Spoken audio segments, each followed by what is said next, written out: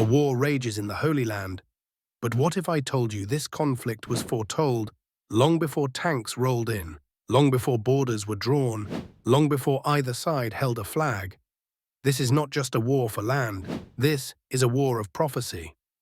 The world calls it a political crisis. Historians call it a centuries-old feud. But the Word of God calls it something far greater. Genesis 16-12.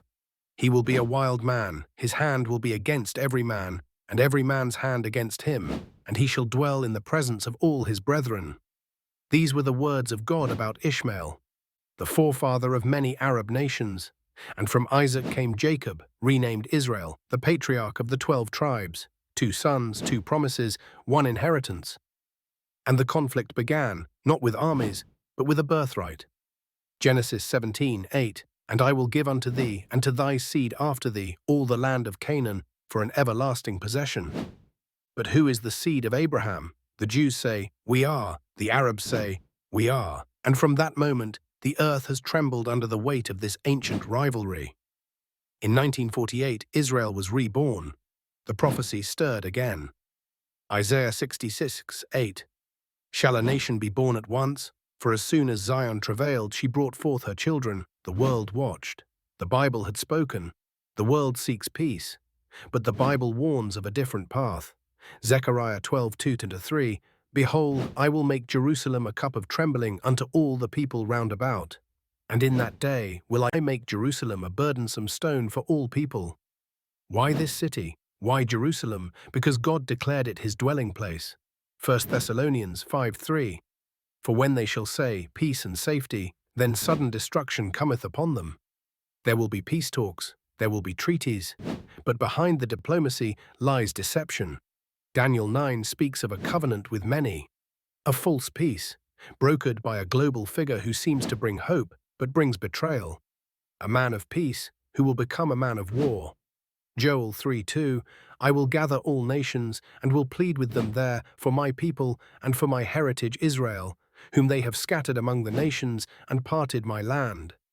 God sees every deal, he remembers every treaty, and he does not forget his promise. Revelation 16:16, and he gathered them together into a place called in the Hebrew tongue Armageddon. This is the final war, not over economics, not over power, but over the throne of God on earth. Zechariah 14:2, For I will gather all nations against Jerusalem to battle. They will come from every direction, united against one city, the city God calls his own. But they forget. Jerusalem is not defenseless, because the heavens will open. Revelation 19:11, And I saw heaven opened, and behold a white horse, and he that sat upon him was called Faithful and True. He's not coming back as a lamb, he's coming back as a lion. Eyes like fire, a sword from his mouth, and written on his robe, King of Kings and Lord of Lords. Zechariah 14:4, And his feet shall stand in that day upon the Mount of Olives. The very place he left is the very place he returns, and when he speaks, the war ends. Micah 4:3, Nation shall not lift up sword against nation, neither shall they learn war any more. There will be peace, but not through man's politics. It will come through God's power. Christ will reign from Jerusalem. The mountain of the Lord will rise above all others. And the world will finally bow, not to presidents, not to armies, but to the King of glory.